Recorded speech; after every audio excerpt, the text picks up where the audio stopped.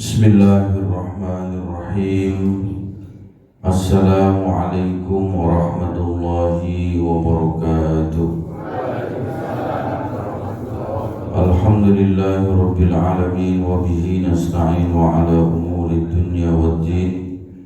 Wassalatu wassalamu ala asyrafil anbiya'i wal mursalin Sayyidina wa maulana Muhammadin wa ala alihi wa ashabihi wa man tabi'ahum bi ihsanin ila yaumiddin. Amma ba'du.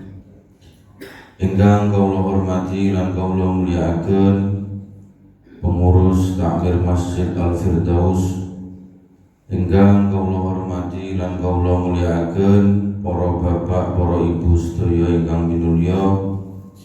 Alhamdulillah, pada kesempatan malam hari ini kita bisa bermuajahah kembali, berkumpul kembali, ngaji kembali kitab Minhajul Arifin. Dan pada kesempatan kali ini kita semuanya alhamdulillah masih diberikan kesehatan, diberikan kekuatan zahir dan batin, diberikan inayah serta hidayah oleh Allah di dalam menjalani kehidupan sehari-hari. Dan pada kesempatan ini, karena ini merupakan iftitah atau pembukaan setelah kemarin kita libur sekitar 2 bulan di bulan puasa, lalu di bulan Syawal, dan sekarang kita sudah masuk di bulan Abid atau Dzulhijjah. Dan ada beberapa pemaknaan yang menarik di dalam memaknai bulan. Kenapa di bulan Syawal di dalam penanggalan Hijriyah itu disebut sebagai Syawal? Karena Syawal itu maknanya dari kata syala, yang artinya adalah irtafa'a. Artinya setelah kita melakukan puasa Ramadan selama 30 hari, di bulan Syawal kualitas ibadah kita harus terus mengalami peningkatan. Yang awalnya setiap malam kita sangat berat untuk bisa bangun tahajud, karena berkahnya Ramadan ada sahur. Maka setelah bulan Ramadan kita sudah terbiasa untuk bangun malam lalu menjalankan sholat tahajud. Kemudian pada saat bulan-bulan sebelum Ramadan kita agak berat untuk istiqomah membaca Al-Quran. Tapi karena di bulan Ramadan kita terbiasa untuk tadarus Al-Quran, maka ketika Syawal bahkan di bulan Dzulhijjah ini kita bisa istiqomah untuk mempertahankan kebiasaan baik itu, berarti kualitas kita semakin meningkat. Jika selama puasa kita mengalami rasa berat, tapi setelah puasa kita sudah terbiasa dididik di dalam madrasah Ramadan, paling tidak kita mempertahankan puasa sunnah di hari Senin atau di hari Kamis. Nah, jika ini sampai hari ini kita lanjutkan, kita biasakan, berarti kita betul-betul mengalami irtafa'a, peningkatan secara kualitas. Ini kenapa di dalam penanggalan Hijriyah ada yang namanya bulan Syawal, dari kata syala yang artinya adalah irtafa'a.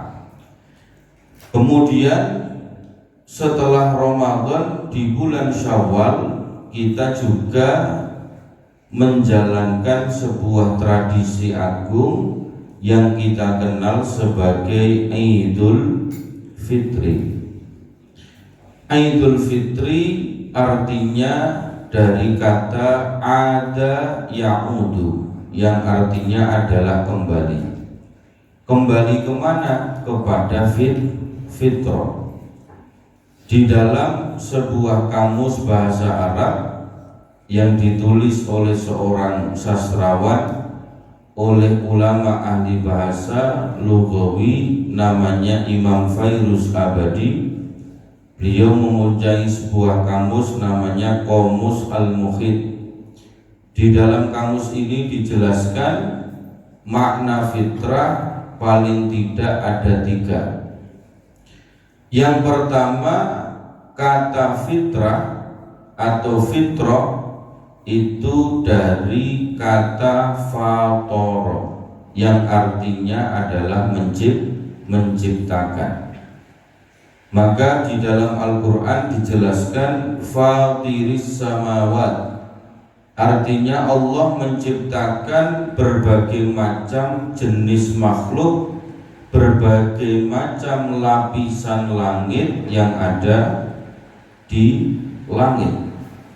Jadi kalau kita pernah ngaji belajar tentang Isra Mi'raj, Nabi Muhammad SAW ketika melakukan perjalanan, melakukan Isra dan Mi'raj, disambut oleh ruh dari para nabi yang tinggal di setiap tingkatan langit.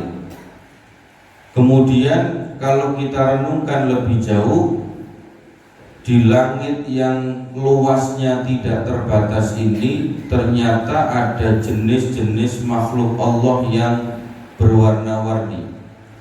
Ada makhluk yang namanya planet, ada tata surya, ada matahari, ada bulan, ada bintang-bintang.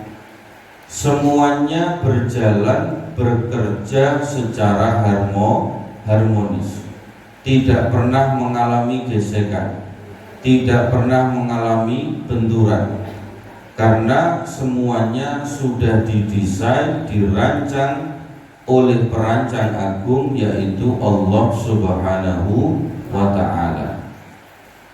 Maka di dalam bahasa Arab kata fitrah itu bermakna fatoro, yang artinya adalah menciptakan. Kemudian ini yang terkait dengan kehidupan kita secara langsung.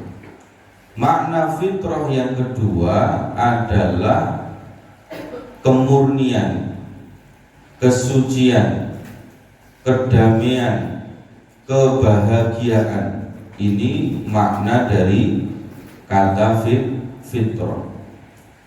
Bagaimana setelah kita menjalankan puasa 30 hari, kita mampu merawat, menjaga, ngerekso kefitrahan, kemurnian, kesucian, kedamaian, dan kebahagiaan yang ada di dalam diri kita.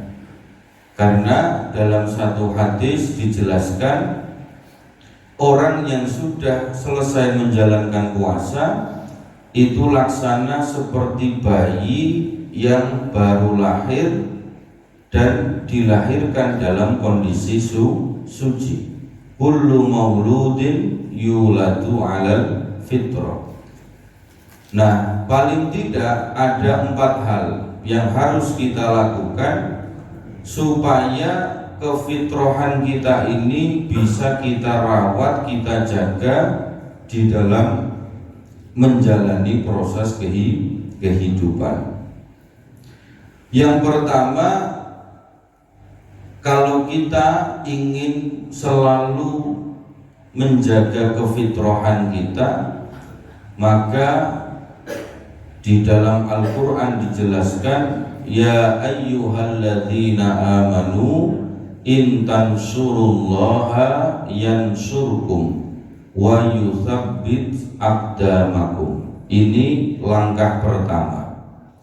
Hai orang-orang yang beriman, jika kalian menolong agama Allah, maka kalian akan ditolong oleh Allah dan akan ditetapkan, dikuatkan langkah kalian dalam menjalani kehidupan. Apa makna menolong agama Allah? Menolong agama Allah adalah bagaimana kita menjalankan seluruh perintahnya Allah dan berusaha sekuat tenaga sebisa yang kita lakukan untuk menghindari larangan-larangan Allah. Maka ketika kita menjalankan syariatnya Allah, pasti di dalam Al-Quran janjinya kita akan ditolong, kita akan dicukupi, kita akan dikuatkan secara zahir maupun batin di dalam menjalani kehidupan. Kenapa yang pertama untuk menjaga kemurnian kita harus menjalankan syariat? Karena syariat ini tujuan utamanya adalah untuk kehidupan manusia, kemaslahatan dan kemanfaatan manusia. Maka ada istilah maqasidus syariah, tujuan-tujuan syariat. Kenapa kita diperintahkan oleh Allah misalnya untuk meninggalkan larangan khamr, minum, atau meninggalkan larangan judi? Karena khamr itu bisa merusak fisik kita. Di dalam tujuan syariat ada namanya hifdzun nafsi, menjaga kesehatan tubuh. Maka khamr ini kenapa dilarang? Karena konsekuensinya, karena dampaknya, karena resikonya bisa merusak kesehatan fisik kita. Kenapa judi dilarang? Karena judi itu bisa merusak kesehatan mental manusia. Jadi tidak ada syariat yang memberatkan kita, tidak ada syariat yang kemudian menjadikan kita sengsara. Justru karena Allah yang menciptakan kita, Allah yang paling memahami setiap detail dari diri kita, maka Allah memberikan jalan kehidupan yang baik yang disebut sebagai syariat. Untuk apa? Untuk menyelamatkan, menjadikan kita bahagia fid dunya hatal akhirat. Jadi cara kita menjaga kefitrahan yang pertama adalah bagaimana kita menolong agama Allah, dan Allah berjanji akan menolong, mencukupi, menguatkan setiap proses kehidupan kita. Jadi agama itu membangun jiwa, membangun pikiran, membangun akhlak, membangun perilaku, membangun laku kehidupan yang baik. Niki termasuk beberapa fungsi dari agama. Lalu yang kedua, cara kita untuk menjaga kedamaian, kebahagiaan, kefitrahan dan kemurnian adalah dengan jihad iktisadiyah. Artinya berjuang secara ekonomi. Jadi kalau ada orang memahami jihad itu maknanya adalah berperang, atau jihad itu maknanya harus membunuh, ini salah besar, salah total. Karena makna jihad di dalam bahasa Arab adalah berjuang sekuat tenaga untuk mencapai kebaikan. Kalau orang membunuh di dalam bahasa Arab bukan menggunakan kata jihad, tapi kata qital. Kalau orang melakukan bom bunuh diri, itu namanya irhab, bukan jihad. Jadi kalau ada orang mengatakan jihad itu harus berperang ke Palestina, ini secara bahasa sudah salah. Kalau perang membunuh itu namanya qital wal irhab. Sementara makna jihad secara bahasa yang tepat adalah berjuang secara fisik untuk meningkatkan kualitas atau berjuang untuk mencapai kebaikan. Ini makna jihad di dalam ilmu bahasa Arab. Lalu secara khusus apa yang diperjuangkan di dalam hidup selain pertama adalah agama, yang kedua adalah jihad iktisadiyah, jihad secara ekonomi. Kenapa jihad yang penting untuk menciptakan kedamaian dalam hidup itu harus berjihad secara ekonomi? Karena orang yang cukup secara ekonomi mesti pikirannya tenang nopo mboten, atine damai tentrem nopo mboten, tentrem. Ini adalah sesuatu yang kita butuhkan sebagai manusia yang hidup di dunia. Bahkan di dalam kitab Ihya Ulumuddin jilid 2 dijelaskan ada satu hadis yang menarik.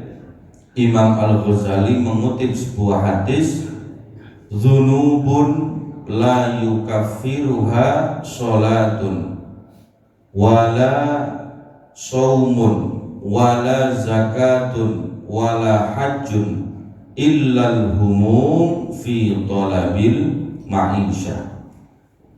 Jadi ada beberapa dosa yang tidak bisa dihilangkan dengan sholat. Berarti sholat itu bisa menghilangkan dosa.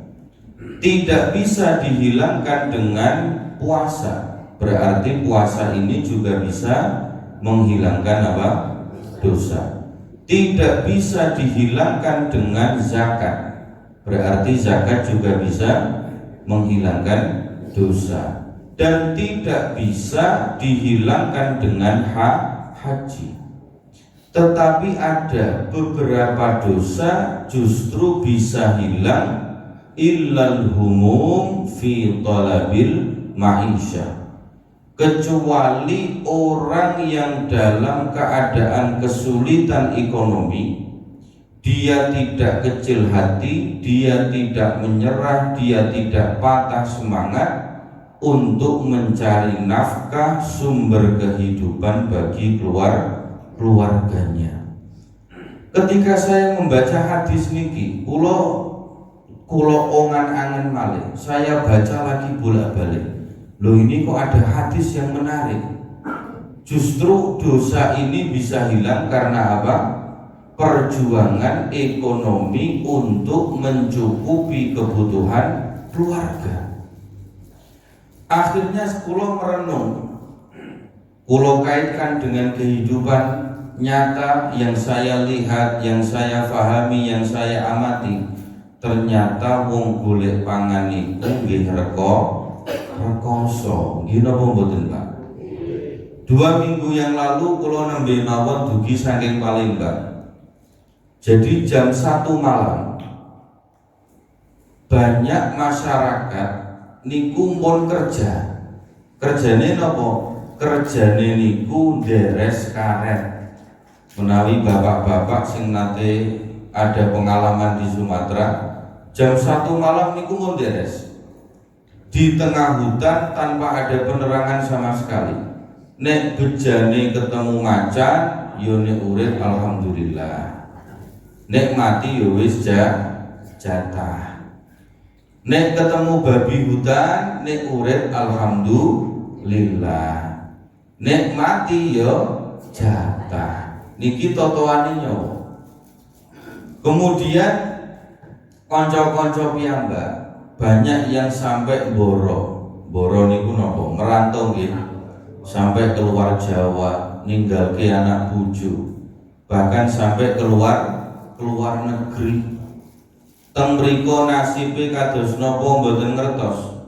Tapi perjuangannya pasti mikirno keluarga. Termasuk anak-anake supaya ijek sekolah supados masa depane tambah sae. Konco-konco nelayan yang ada di Pati, Pak, Bu, biasa 6 bulan di atas kapal cari ikan sampai ke Papua. Kadang-kadang wonten sing karena penyakit fisik nopo menika karena sesak nafas, karena dihantam oleh cuaca, dihantam oleh angin malam, akhirnya banyak yang wafat. Niki kula tak adik malih, kok ono hadis sahih yang mengatakan orang yang dalam kondisi ekonomi sulit tapi piyambake berjuang mati-matian piye supaya keluargane cukup, piye supaya anak-anaknya mendapatkan pendidikan yang baik untuk masa depan, ini dosanya sami dihapus, mendapatkan maghfirah dari Allah. Lajeng kadang-kadang biasanya kalau wangsul ngaji kalau di sekitar Pati, Jepara, Kudus jam kali 2:30 itu sering papasan kali nopo penjual sayur. Kadang jam 1 malam nggih Pak nggih, jam 1:30 niku pun tangi pun melek teng pinggir dalan nggawa karung isine sayur. Kadang-kadang kula batin, Pak, iki nek sayur entek paling badine piro?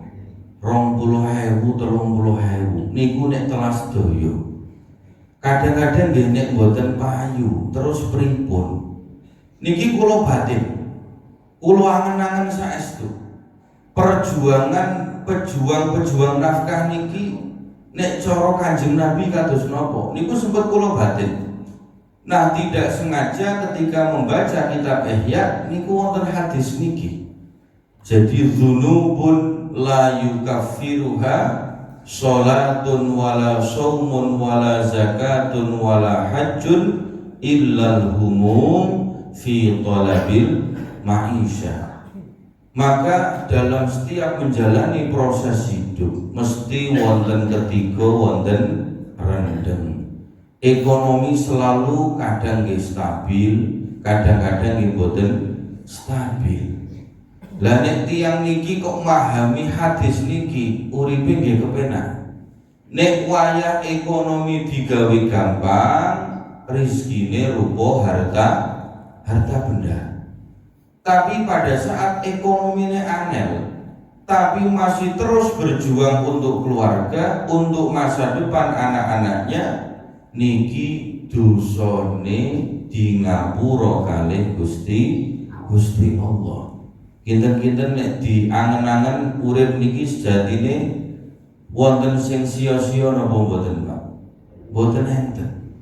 Wah, aku berjuang kawit nom kerja, nyukupi keluarga, nyatane gak sugih-sugih. Misale nggih, ora sugih-sugih. Tapi jenengan mboten ngertos setiap tetes keringat yang jatuh adalah maghfirah dari Allah Subhanahu wa ta'ala. Napa malih kahanane kados ngeten iki nggih. Jadi perjuangan kita niki untuk apa? Menyempurnakan syariat. Pados nafkah, pados panguripan, mencari ekonomi niku dipun niati ibadah, nomor kali termasuk menyempurnakan nopo syariat. Lah pripun kita salat niku wajibe napa nutup aurat. Lah tumbas klambi, tumbas sarung, tumbas rukoh niki gratis napa ngagem arta, Pak? Ngagem arta. Kita niki diperintahke ken poso. Lah nek poso butohe dahar wayah buka kalih sahur. Nek kira-kira gak ana sing dienggo buka dienggo sahur repot napa mboten? Repot. Wonten perintah syariat zakat. Lah nek misale mboten merdamel tidak ada penghasilan, tidak ada pendapatan, nopo sing dizakatke? Nopo malih sakniki ada zakat produktif. Zakatnya tambah gede menunjukkan al-mu'minul qawi khairun minal mu'min ad-dhaif. Mukmin sing kuat niku kuat secara ekonomi, kuat secara ilmu, lan nopo sanes-sanesipun itu lebih baik tinimbang mukmin sing lemah. Jadi ini zakatnya gede. Badhe damel nopo Pak Kaji, damel masjid pun kula 100 juta. Niki wonten cah yatim Pak Kaji mboten kiat sekolah pun 100 yatim kula sing nanggung, sekolahnya sampai universitas. Niki Pak Kaji wonten kanca-kanca sing bingung pados pendamelan pun kula damelke gerobak 50 kula modali sedaya. Cara tiyang Islam ngeten iki keren mboten Bu? Keren. Makanya niki sami kados hadis Kanjeng Nabi. Al-mu'minul qawi khairun minal mu'min ad-dhaif. Lah nek saged ngaten niki wong Islam nggih maju sedaya. Niki salah satu motivasi dari hadisnya Kanjeng Nabi. Lah napa malih urusane kalih haji. Haji niku sakniki biayanya mungkin pun mendekat 100 juta. Lah nek kita pengen nyempurnake syariat sing nomor gangsal, tapi boten enten modal terus pripun? Dados jihad secara ekonomi, jihad yang bersifat iktisadi niki luar biasa. Makanya nek dalam kondisi ekonomi boten stabil, nggih tentu tawakal itu menjadi kunci. Selain ikhtiar, donga nggih menjadi kunci. Jangan sampai putus. Apa fungsi tawakal dan doa ini? Paling boten menghadapi kenyataan hidup itu kan pasti dua hal. Ada kenyataan yang bisa kita rubah, ada situasi kondisi hidup yang bisa kita rubah, mampu kita rubah. Tapi ada situasi kondisi yang tidak mampu kita rubah. Sing saged ngobahke kahanan, sing saged ngobahke kasunyatan menika namung Gusti Allah. Wa may yattaqillah yaj'al lahu makhraja wa yarzuqhu min haitsu la yahtasib. Jadi kita tidak tahu bakal Gusti Allah niku maringi dalan lewat sinten, carane kados napa. Lah niki sedaya bisa kita upayakan. Selain ikhtiar adalah tawakal, gumantung kali Gusti Allah. Nomor kali dungane mboten pedhot. Lah niki yang kedua, cara kita untuk menjaga kefitrohan. Lajeng nomor 3, cara kita menjaga kefitrohan adalah tirakat untuk memiliki hati yang baik. Qad aflaha man zakkaha wa qad khaba man dassaha. Hari ini tirakat sing paling abot niku napa? Duwe ati sing sae. Ati sing boten gampang dendam kalih wong liya. Ati sing boten gampang nggadahi iri drengki kalih tiyang sanes. Ati sing boten nggadahi rasa ngunduk kalih wong liya. Ati sing boten gampang benci kalih wong liya. Lah nek kita saged menjaga hati kita dari berbagai macam bentuk penyakit dan kotoran kados ngoten niku, insyaallah kita akan mampu merawat dan menjaga kefitrohan kita, kemurnian kita, kesucian kita. Lajeng nomor sekawan, bagaimana cara kita menjaga kefitrohan dalam menjalani kehidupan sehari-hari? Kita niki kudu latihan nggadahi rasa istighna. Istighna niku napa Bu? Istighna itu selalu merasa cukup. Sebab menungso niku sing kathah nggadahi rasa cukup napa rasa kurang, Pak? Mesti kurang terus. Dikai akeh ki mesti kurang akeh. Nah, urusan cukup boten cukup niku urusane ati. Urusan enak boten enak niku urusane napa? Ati. Lah nek kita saged ngelatih atine kita nggadahi rasa istighna, mesti uripe kepenak, boten kemrungsung, boten dogo-dogo, boten gege mongso. Betul-betul bisa menikmati setiap proses kehidupan. Jadi niki penjelasan rincian saking makna fitrah sing nomor kali. Yang pertama, menjalankan syariat sebab bumi langit alam semesta kula jenengan sedaya menungso sing damel Gusti Allah. Syariat niku kanggone nata uripe menungso ben kepenak bahagia bejo donya lan wonten akhirat. Nomor kali perjuangan ekonomi niki ampun sampai dilupakan. Karena niku wau jaminan dari Kanjeng Nabi, setiap berjuang nafkah, setiap tetes keringat merupakan maghfirah dari Allah Subhanahu wa ta'ala. Nomor 3, niat nyuwun kalih Gusti Allah supados kita niki diparingi ati sing apik. Nek atine apik mesti uripe kepenak. Tapi nek atine niki tesih kathah kotoran niku mesti mboten nyaman, mboten kepenak.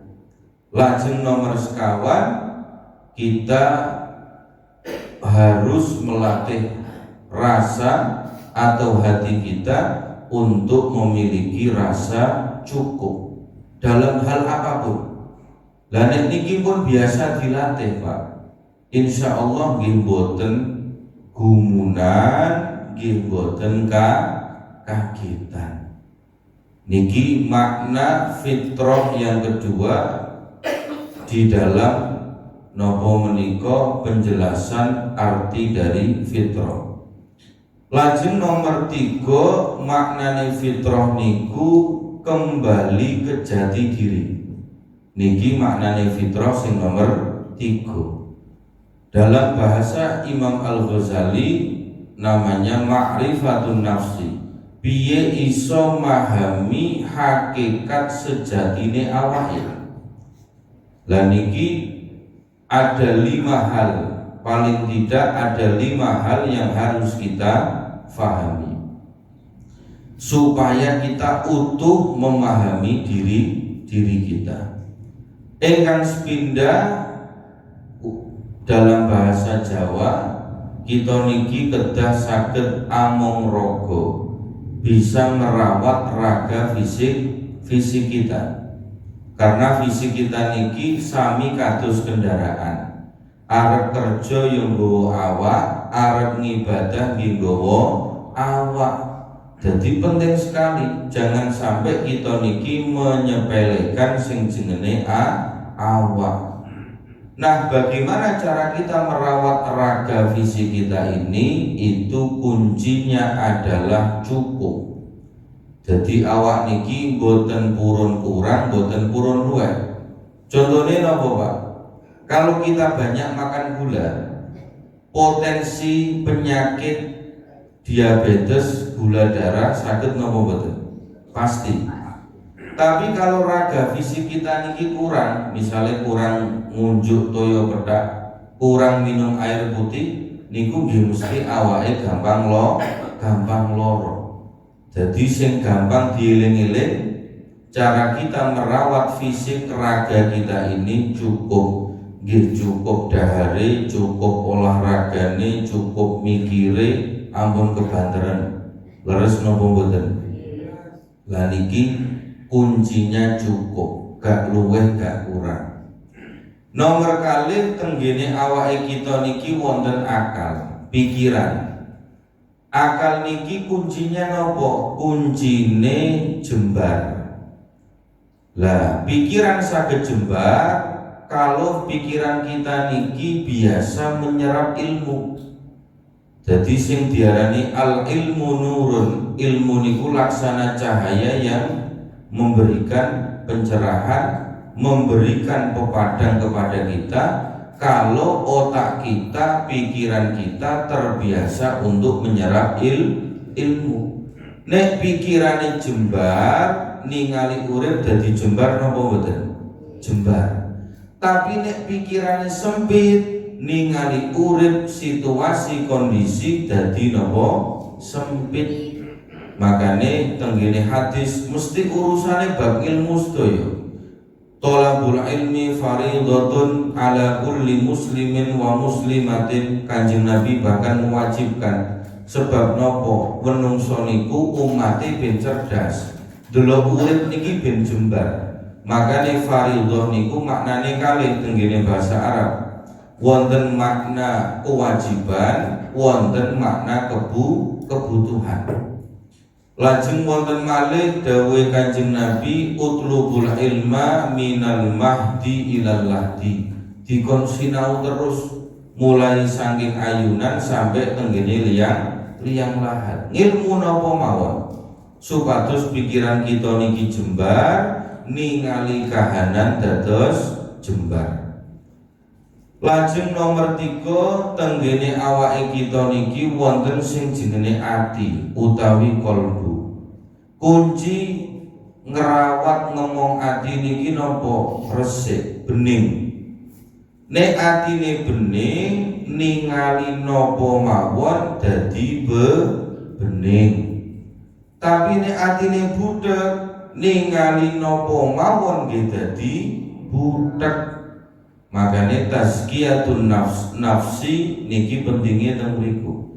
Nek atine bening delok urip dadi bening. Nek pikirane jembar ningali urip dados jembar. Lajeng wonten malih teng awake kita niki sing jenenge nafsu. Nomor sekawan teng awake kita niki wonten napa? Nafsu. Nafsu niki pilihane namung kalih. Kita yang mengendalikan hawa nafsu atau hawa nafsu yang mengendalikan diri kita. Jadi cara ngeling-eling gampil. Nek nomor 4 ono jenenge hawa nafsu, kuncinya terkendali. Nek kita mampu mengendalikan, insya Allah semua urusan akan selesai. Tapi nek nafsu yang mengendalikan kita mesti wonten mawon masalah. Karena nafsu kita dereng selaras, dereng stabil. Mungkin beberapa pertemuan yang lalu kalau sudah sempat menyampaikan ada rumus 4++1. Bagaimana kita memahami medan naluri, bagaimana kita mengendalikan medan naluri, bagaimana kita memahami zikir, fungsi zikir sebagai kunci untuk mengendalikan, menata, mendidik hawa nafsu kita. Lajeng yang terakhir nomor 5, di dalam diri kita ada yang namanya ruh. Wa nafakhtu fihi min ruhi. Ruh niku pakanane napa? Nek awak raga niki pakanane beras, pakanane jagung, pakanane tempe tahu. Ruh itu makanannya adalah zikir, maos Quran, lajeng maos sholawat, nulung tiang, gawe keapian. Ini makanan, nutrisi dan gizi bagi roh kita. Maka kata kunci merawat roh itu adalah kurbah. Kurbah niku maknanya cerak. Jadi semakin roh itu dekat dengan Allah, pasti semakin nikmat, semakin bahagia. Ibarat napa Bu? Nek Gusti Allah niku digambarkan nurun ala nur, kados cahaya. Kalau roh kita jauh dari Allah, sama halnya kita ini menjauh dari cahaya. Tambah atau kita tambah peteng, tambah bingung. Tapi kalau kita semakin dekat dengan cahaya, maka kita akan semakin terang. Jadi roh ini kalau dekat mesti senang, bahagia, tentrem. Tapi kalau menjauh itu mesti gelisah, mboten karu-karuan. Contoh saya gambil nopo, kita biasa sholat 5 waktu, jajal mboten usah sholat bu. Sedina mawon, mangke atine dirasakno. Kira-kira sedina niki kepenak, adem ayem, nopo uling-ulingan, nopo mboten karu-karuan. Ini bahasa roh itu seperti itu. Nek gelisah ora kepenak berarti roh kita ini kurang gizi, kurang asupan, kurang nutrisi. Tapi kalau kita merasa damai, merasa tentrem, berarti asupan nutrisi dan gizi roh kita ini cukup. Terus ini menurut Imam Al-Ghazali termasuk Imam Ibnu Sina, bahwa manusia cara memahami komponen dirinya niku paling boten memahami 5 hal niki. Carane ngrumati raga kudu cukup, ngrumati akal pikiran kudu jembar, ngrumati ati kudu resik bening, ngrumati nafsu niku terkendali, lalu yang kelima ngrumati roh itu adalah kedekatan kita dengan Allah Subhanahu wa ta'ala. Lan iki napa menika iftitah pembukaan ngaji kitab Minhajul Arifin di tahun ini, sekaligus meskipun sudah jauh bulannya nyambung halal bihalal, insyaallah kita terusaken tenggene selapanan ngajeng. Makaten kurang lebihnya mohon maaf yang sebesar-besarnya.